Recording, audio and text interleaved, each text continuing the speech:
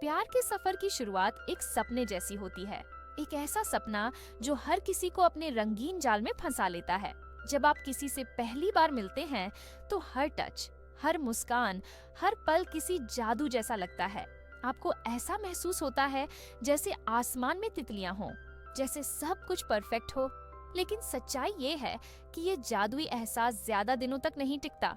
कुछ महीनों में ही, या अगर आप बहुत खुशकिस्मत हुए तो कुछ सालों में, ये जादू कमजोर होने लगता है। और जब ये जादू फीका होता है तब असली कहानी शुरू होती है। वो चीजें जो पहले प्यारी लगती थीं, अब चुभने लगती हैं। जो आदतें कभी खास लगती थीं, वो अब परेशान करने लगती हैं। और धीरे धीरे एक भावनात्मक दूरी बनने लगती है। लेकिन सवाल ये है कि क्या इस दूरी को मिटाया जा सकता है? क्या प्यार को बचाया जा सकता है?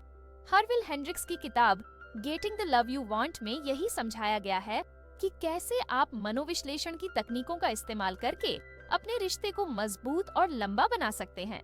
असल में हम जिस साथी को चुनते हैं उसमें हमारे बचपन की छवि छुपी होती है। चाहे हम इसे माने या न माने, हमारे पार्टनर अक्सर हमारे माता पिता की तरह ही होते हैं। ये बात पहली बार सुनने में अजीब लग सकती है, लेकिन सिगमंड फ्रायड ने इसे बखूबी समझाया। उनका कहना था कि इंसान का अवचेतन मन हमेशा उसी देखभाल की तलाश करता है जो उसे बचपन में मिली थी। जब आप किसी से प्यार करते हैं तो आप उन्हें बेबी, क्यूटी जैसे नामों से बुलाते हैं। ये नाम सिर्फ मजाक नहीं होते, बल्कि आपके भीतर के बच्चे की अभिव्यक्ति होते हैं। हम अपने अंदर छुपे बच्चे की जरूरतों को पूरा करने के लिए एक ऐसे साथी की तलाश करते हैं जो हमारे बचपन के आदर्श देखभाल करता जैसा हो। इसे इमागो कहा जाता है।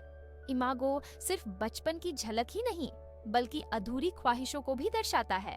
जब आप बड़े होते हैं तो अपनी व्यक्तित्व की कुछ खास बातें खो देते हैं, और यही वजह है कि हम अक्सर अपने विपरीत स्वभाव वाले लोगों की ओर आकर्षित होते हैं। अगर आप शांत स्वभाव के हैं तो आप किसी जिंदा दिल व्यक्ति को चुन सकते हैं। ये उलट आकर्षण हमें खुद को संपूर्ण महसूस करने में मदद करता है। लेकिन जैसे जैसे समय बीतता है, ये विपरीत आकर्षण धीरे धीरे टकराव में बदल सकता है। शुरुआत में जो बात खास लगती थी वो अब चुभने लगती है। जैसे अगर किसी का बचपन एक सख्त माता पिता के साथ बीता हो तो उन्हें एक कठोर स्वभाव का पार्टनर मिल सकता है, लेकिन वही कठोरता बाद में दिक्कतें पैदा कर सकती है। मनोवैज्ञानिक कार्ल जंग का कहना था कि हमारे अवचेतन की गहराई में दबी ख्वाहिशें हमारे हर निर्णय को प्रभावित करती हैं, और जब ये ख्वाहिशें पूरी नहीं होती तो संघर्ष होता है। हरविल हेंड्रिक्स ने अपनी किताब में कैथरीन और बर्नार्ड का जिक्र किया है। कैथरीन ने बर्नार्ड को इसलिए चुना क्योंकि उसका शांत स्वभाव उसके पिता जैसा था। लेकिन जब रिश्ते में दिक्कतें आने लगी तो बर्नार्ड की यही शांति कैथरीन को परेशान करने लगी। इसी तरह जॉन और शेरिल की कहानी भी कुछ ऐसी ही है। जॉन, जिसने अपनी भावनाओं को दबाना बचपन में सीखा था, शेरिल के जोरदार स्वभाव से आकर्षित हुआ। लेकिन जैसे जैसे समय बीता, शेरिल का वही स्वभाव जॉन को परेशान करने लगा। तो क्या इन समस्याओं का हल है? बिल्कुल है। आपको अपने पार्टनर को न सिर्फ समझना होगा, बल्कि उनकी गहराइयों में छिपी भावनाओं को महसूस करना होगा। आपको ये समझना होगा कि रिश्ते सिर्फ प्यार के इर्द गिर्द नहीं घूमते, बल्कि उसमें समर्पण, समझदारी और बदलाव की जरूरत होती है।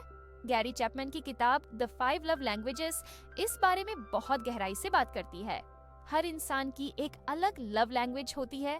अगर आप अपने पार्टनर की लव लैंग्वेज समझ लें तो रिश्ते को बचाना और मजबूत बनाना आसान हो जाता है। रिश्ते में आने वाली हर समस्या का समाधान है, अगर आप समझने और बदलने को तैयार हैं। क्योंकि जैसा कि मशहूर मनोवैज्ञानिक एस्तेर पेरेल कहती हैं, हर रिश्ता 2 बार बनता है। एक बार जब आप प्यार में जाते हैं और दूसरी बार जब आप उसे बचाने की कोशिश करते हैं। हर रिश्ते में एक वक्त ऐसा आता है जब इंसान के अंदर एक ख्याल उठता है, क्या मैं यहाँ से निकल जाऊँ? हाँ, ये ख्याल हर किसी के मन में आता है, चाहे वो इसे माने या न माने। शादी के वचन, जब तक मृत्यु हमें अलग न कर दे, तो जैसे केवल रस्म बनकर रह गए हैं। असल में जब आप पूरी तरह से अपने रिश्ते को समर्पित नहीं करते, तो आप अनजाने में अपने लिए एक दरवाजा खुला रखते हैं ताकि आप कभी भी बाहर निकल सके। आपने गौर किया होगा कि लोग अक्सर रिश्तों से बचने का बहाना ढूंढते हैं, चाहे वो दोस्तों के साथ समय बिताना हो, फिल्म देखने जाना हो या सोशल मीडिया में खो जाना हो। ये सभी तरीके हैं खुद को रिश्ते से दूर रखने के। अब ये मत समझिए कि अपनी रुचियों को समय देना गलत है। लेकिन कई बार ये शौक और गतिविधियां इस बात की परछाई होती हैं कि व्यक्ति अपने साथी से दूरी चाहता है। हर्विल हेंड्रिक्स ने इस समस्या का समाधान इमागो थेरेपी प्रोग्राम में दिया। इस प्रोग्राम के अनुसार कपल 12 हफ्तों तक पूरी तरह एक दूसरे के साथ कनेक्ट होने का प्रयास करते हैं। इस समय में उन्हें सभी एस्केप रूट्स बंद करने के लिए कहा जाता है और सच्चे संवाद के जरिए रिश्ते को गहरा करने का काम किया जाता है। अब सवाल ये है कि लोग अपने साथी से बचने की कोशिश क्यों करते हैं? इसका जवाब अवचेतन में छिपा है। जब हमारा इमागो साथी हमारी उम्मीदों पर खरा नहीं उतरता, तो हमारे दिमाग का आदिम हिस्सा, जिसे लिम्बिक सिस्टम कहते हैं, उसे दुश्मन की तरह देखने लगता है। सिगमंड फ्राइड के अनुसार हमारा लिम्बिक सिस्टम हर दर्द को मौत के खतरे से कनेक्ट कर देता है। ये प्रणाली हमें शिकारी से बचाने के लिए बनी थी, लेकिन आज ये हमारे साथी को भी एक खतरे के रूप में देखने लगती है और इसी वजह से हम गार्डन टेंडिंग जैसे कामों में खुद को व्यस्त रखते हैं ताकि उस डर से दूर रह सकें। क्या आपने कभी सोचा है कि छोटी छोटी खुशियाँ जैसे उपहार देना रिश्तों को कितना मजबूत कर सकती हैं? लेकिन ये सिर्फ औपचारिकता या मजबूरी से नहीं होना चाहिए, ये दिल से होना चाहिए। हमारे बचपन में माता पिता ने हमारी हर जरूरत को बिना किसी स्वार्थ के पूरा किया। यही उम्मीद हम अपने साथी से भी करते हैं। पार्टनर से एक उम्मीद होती है कि वो हमारे दिल की बात बिना कहे समझ ले, लेकिन ऐसा तभी मुमकिन है जब आप अपने साथी की जरूरतों को महसूस करें। रिचर्ड स्टीवर्ट ने अपनी किताब हेल्पिंग कपल्स चेंज में केयरिंग डेज प्रोग्राम का जिक्र किया। इसमें उन्होंने कपल्स को एक सूची बनाने को कहा जिसमें वे लिखें कि वे अपने साथी से क्या चाहते हैं। इसके बाद ये सूची एक दूसरे से साझा की गई और इन इच्छाओं को पूरा करने पर जोर दिया गया।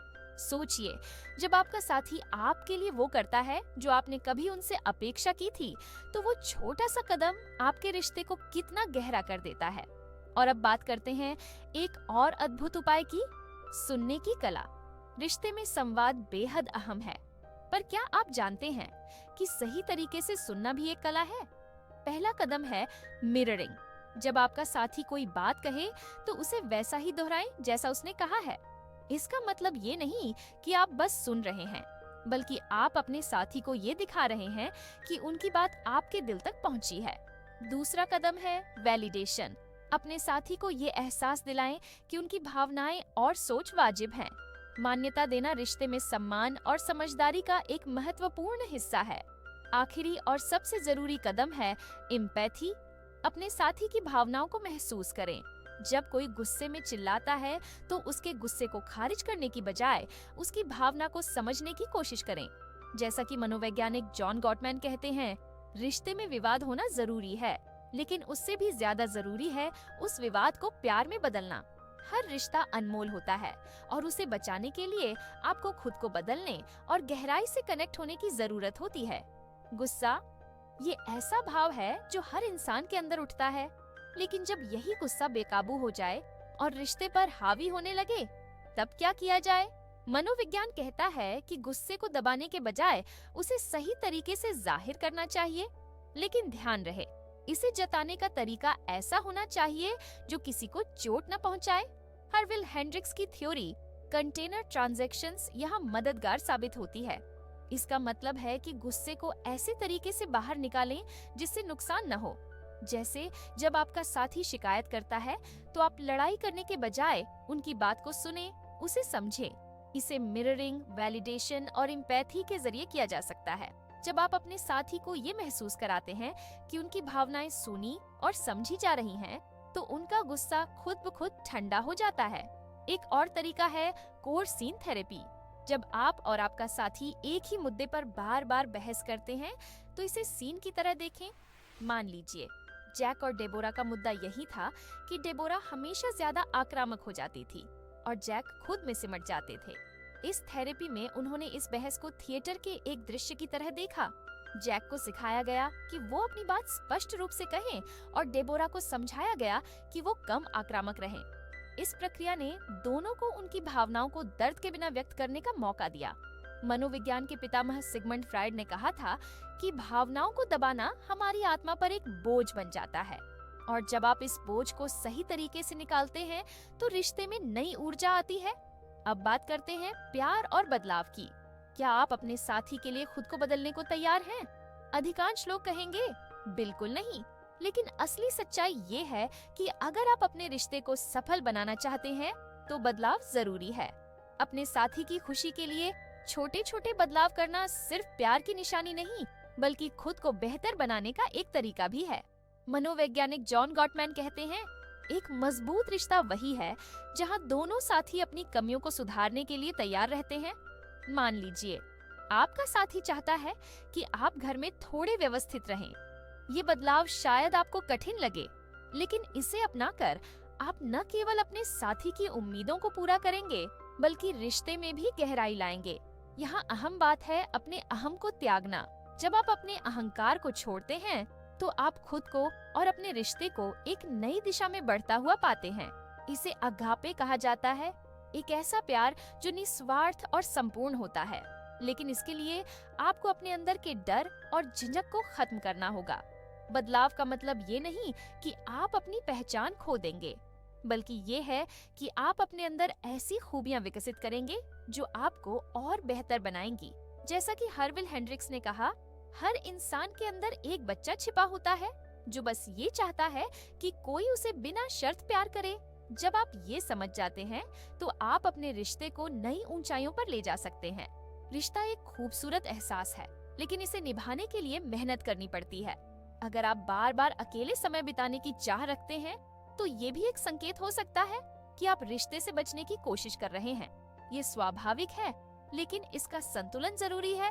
अपने रिश्ते को जीवंत और मजबूत बनाए रखने के लिए अपने साथी के साथ नियमित रूप से समय बिताएं।